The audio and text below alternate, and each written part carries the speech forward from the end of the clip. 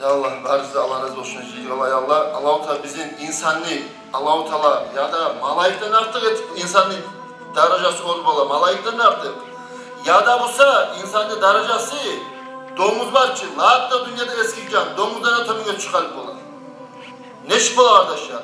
Allah-u Teala hayvanı yaratkanına, hayvan maktav etken Allah'a. Ya Allah'ım size her bir maktavlar olsun, beni itet yaratmakan dediğin.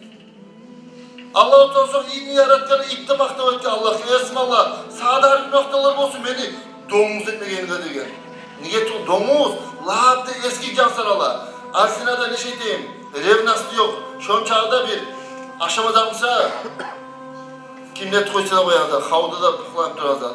Ama kardeşler domuz ne yaratkanına, domuzda maktav etken Allah'a. Allah'ım sana her bir maktavlarım olsun ya Allah. Beni şu domuz etkenime de razıman. İnsanla etip namaz etmeyen adam etmeyen elbette. Namaz etmeyen adam şu domuzdan eski bol falan. Allah salası ya Allah. Allah'ları maktavlar olsun. Şuna ciliyorlar, alamatı biz. Şu silim acısı gelen alamat namazga, dinle, cemaatga cuma yürüyorlardı şu an.